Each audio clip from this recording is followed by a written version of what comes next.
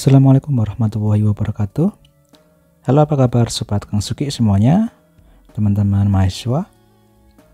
Saya harap Anda dalam kondisi sehat walafiat, tanpa ada suatu halangan apapun dalam mengikuti perkuliahan di semester Kasal yang sudah memasuki akhir dari semester ini. Pada sesi kali ini kita akan mencoba membahas tentang sistem 3 benda atau 3 body system di mata kuliah fisika komputasi ini. Sebelumnya kita telah membahas tentang topik dari gerak di mekanika yang melibatkan satu atau dua benda. Kemarin kita sudah membahas bagaimana interaksi dari dua buah massa. Jadi ada dua massa, kemudian ada interaksi sehingga ada gaya interaksi, sehingga ada percepatan, muncul percepatan di sana. Pada sesi kali ini kita akan mencoba untuk melihat bagaimana kalau benda yang bergerak itu dipengaruhi oleh dua benda yang lain. Jadi sistemnya adalah sistem 3 benda. Kasus yang akan kita gunakan adalah kasus di ion hidrogen atau H2+, di mana ion H2+ atau molekul hidrogen itu adalah molekul hidrogen yang kehilangan satu elektronnya. Jadi dia terionisasi sehingga dia kehilangan elektronnya. Karena sebetulnya dia ada punya dua proton, dua elektron. Ketika satu elektronnya hilang, maka dia akan seperti kelebihan satu proton, sehingga H2+. Artinya pada ion H2+ terdiri dari dua proton dan dua elektron. Tentu ion H2+ adalah sistem fisika yang stabil, di mana nanti dalam kita memahami konsep ion H2+ ini terdapat beberapa penyederhanaan. Tentu gerakan dari elektron mengitari proton ini tidak sesederhana yang kita bayangkan, sangat complicated. Marilah kita coba untuk memecahkan gerak dari elektron mengitari proton ini pada ion H2+ menggunakan langkah-langkah komputasi yang pernah kita bahas sebelumnya.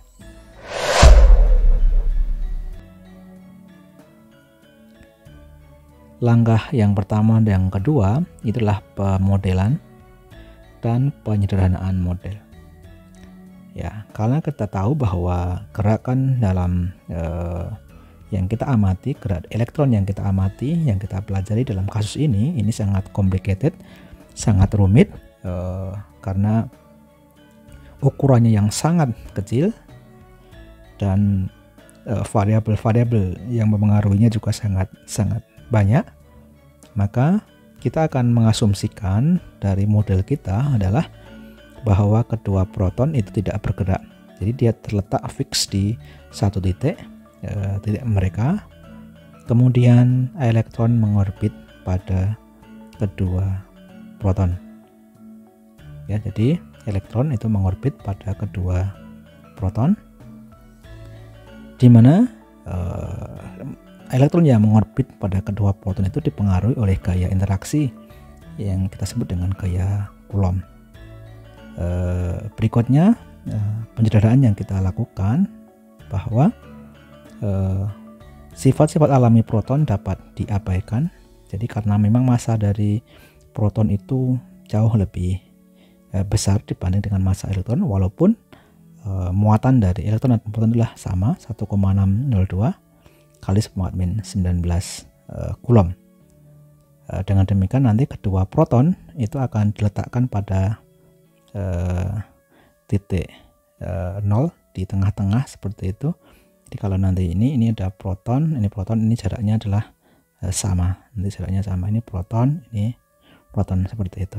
Ini asumsi yang kita bangun untuk memudahkan pemahaman kita terkait dengan gerak elektron ke proton. Sesungguhnya kasusnya sangat rumit, sangat complicated seperti itu. Oke, kita akan coba lihat pemodelannya seperti apa.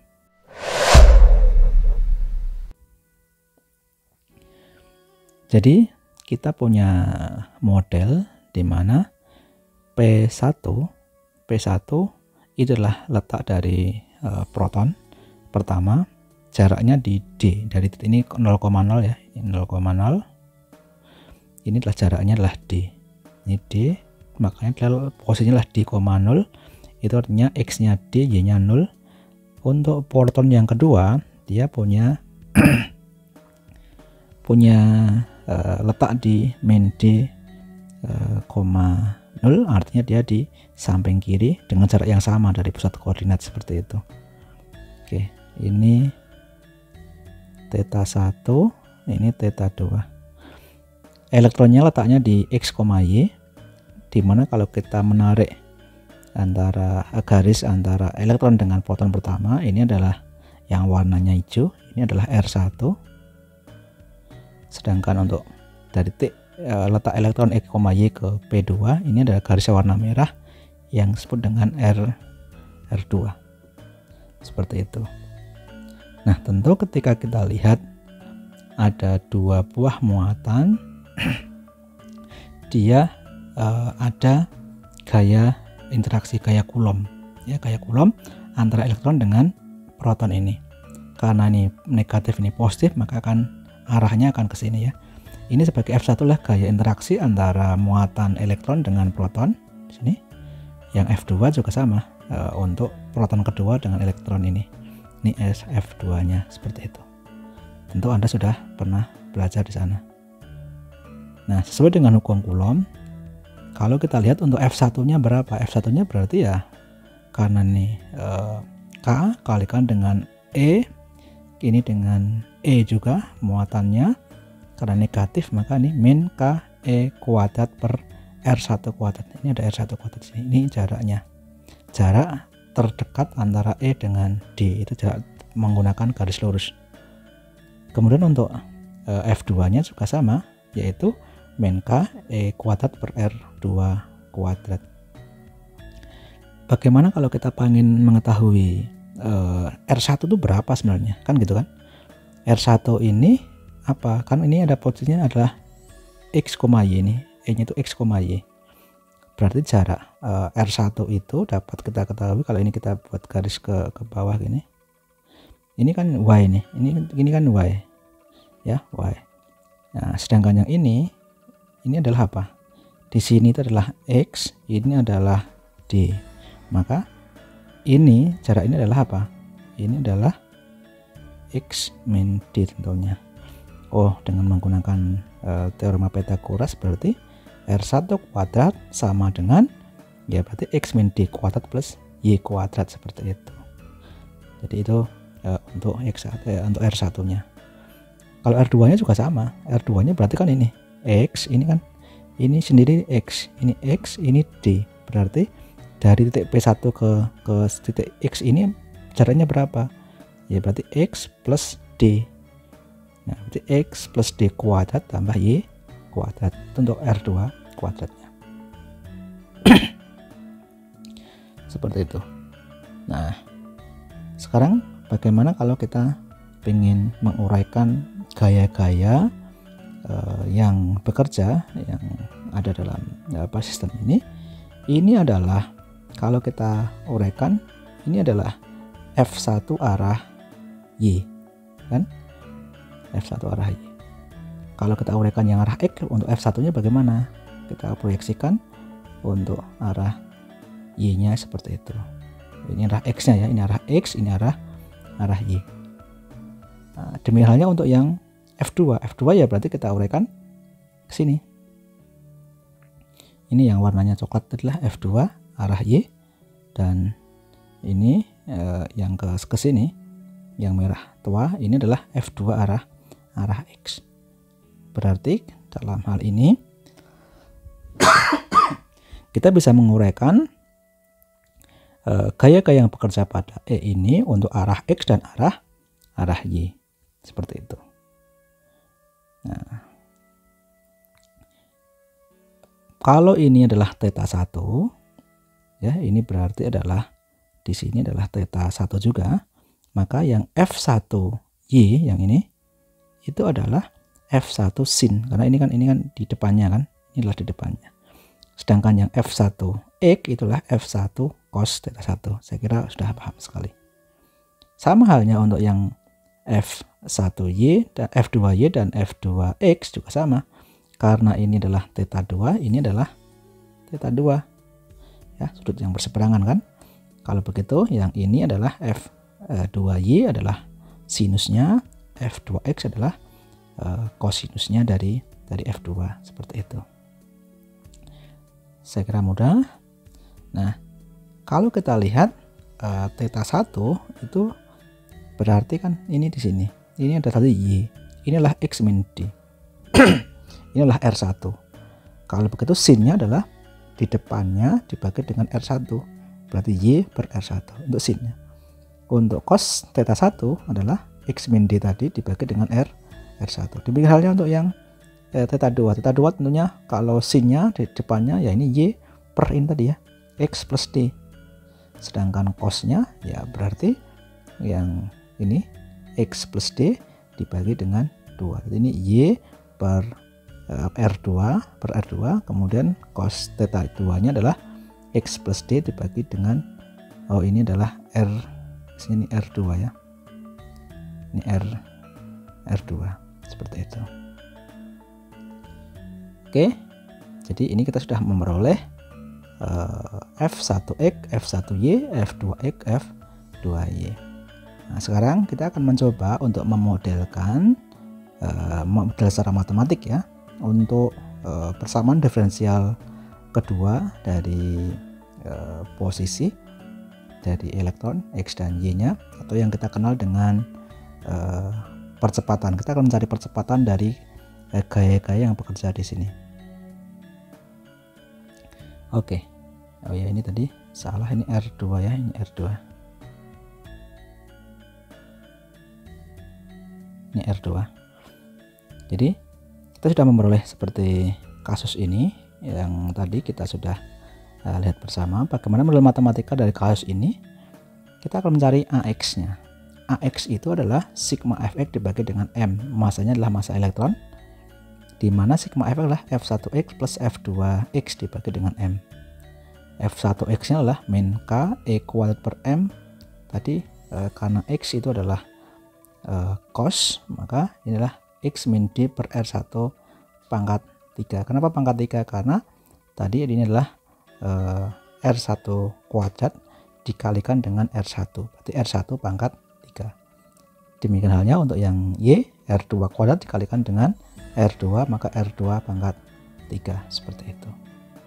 Oke, ini AX-nya. Sehingga kalau kita uraikan lagi, maka akan menjadi ini kan, min KE kuadrat per M. Ini AX adalah percepatan di 2X dt kuadrat. Ini persamaan diferensial biasa orde kedua. R1-nya adalah X min D kuadrat plus Y kuadrat pangkat setengah. Kalau ini pangkat 3W berarti 3/2. Kemudian untuk yang R2-nya juga sama, X plus D ini ditambah dengan Y kuadrat, ini kuadrat ditambah dengan Y kuadrat pangkat 3/2 karena R2 pangkat 3. R2 jadi adalah. Oke, kita lanjutkan untuk yang mencari AY-nya. Sebagaimana pada pencarian A untuk X, AY juga sama, dimana ini yang berpengaruh adalah Y, Y di sini, Y, sehingga kita akan mengganti R1 pangkat 3-nya dengan X min D kuadrat plus Y kuadrat pangkat 3/2, dan R2-nya juga X plus D kuadrat plus Y kuadrat pangkat 3/2. Selebihnya adalah sama, dimana kita mencari X, AX dan AY-nya. Jadi kita sudah tahu ada dua persamaan AX dan AY-nya. Jadi ini gerak 2 dimensi. Walaupun ada 3 benda yang bekerja atau berpengaruh, saling mempengaruhi di sana, tapi ada 2 dimensi di sini, ada AX, ada AY-nya, seperti itu. Nah, sekarang langkah berikutnya kita tentu harus memecahkan persamaan diferensial biasa ini, di mana di 2X dt kuadrat atau percepatan arah X dan arah Y-nya sudah kita ketahui. Kita akan menggunakan metode Feynman-Newton untuk memecahkan kasus ini, di mana kita akan mencari nilai dari X dan Y, atau mencari posisi dari elektron agar kita dapat menggambarkan bagaimana gerak elektron mengitari proton tersebut. Mari kita coba lihat bagaimana menyusun algoritmanya.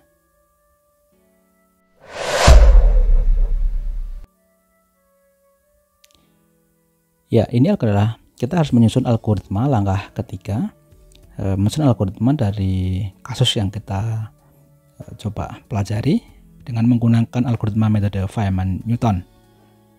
Tentu langkah pertama kita harus melakukan inisialisasi, ya, XY, VX, VY, T, kemudian muatan, E itu muatan atau Q ya dalam nanti saya akan membuat mengubah menjadi Q karena E nanti biar nggak sama dengan eksponensial atau 10 pangkat.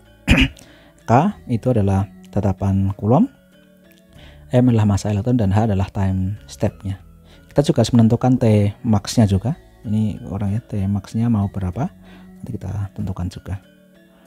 Nah, langkah berikutnya kita akan, karena K, E, dan M dalam persamaan di E tadi mencari percepatan itu dia tidak berubah atau konstan, maka kita akan membuat simbolik P untuk menghitung KE kuadrat per M. E nya nanti saya ganti dengan Q ya, karena biar nggak sama Q.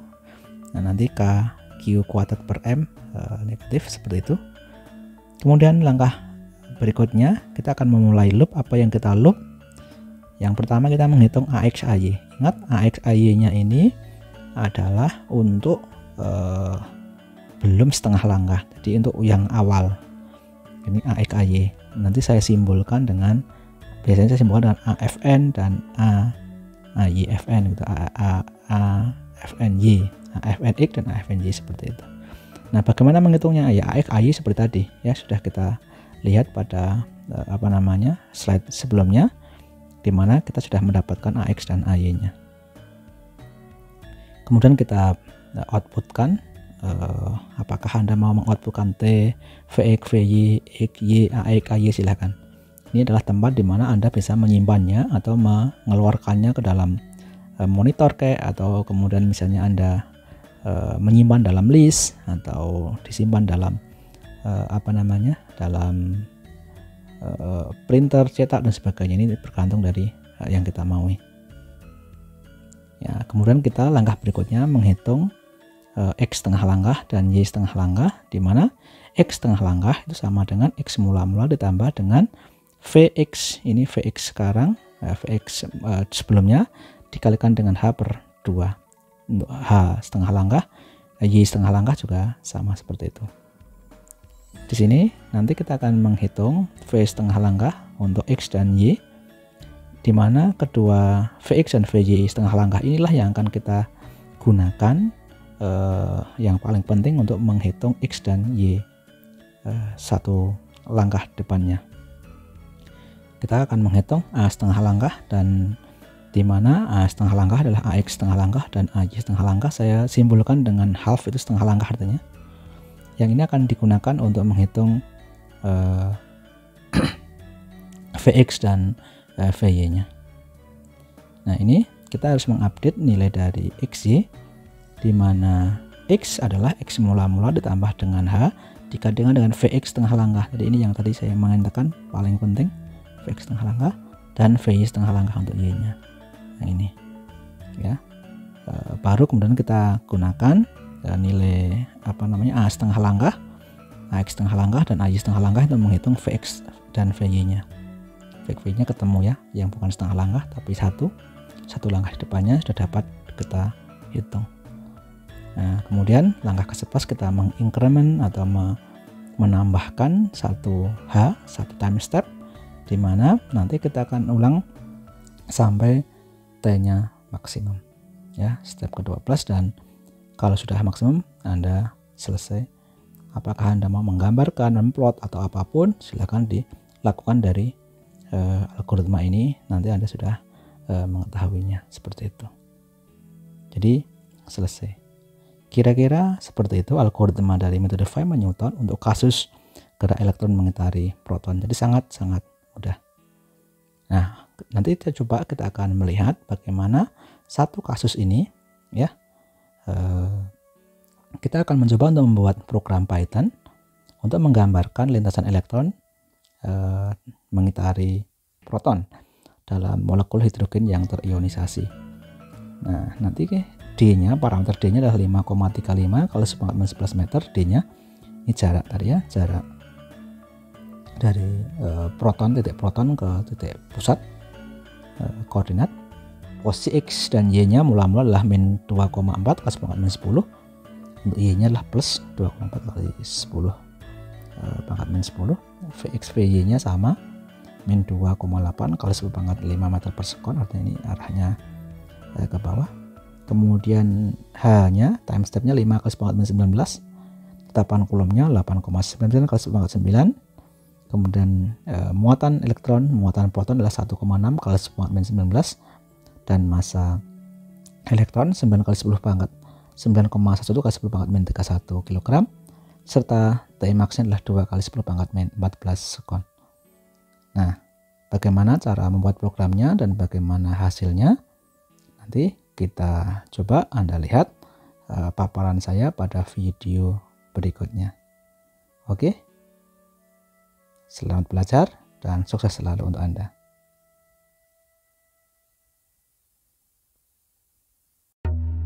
Jika video dalam channel ini bermanfaat, silakan like, share, komen, dan jangan lupa untuk subscribe dan klik tombol loncengnya.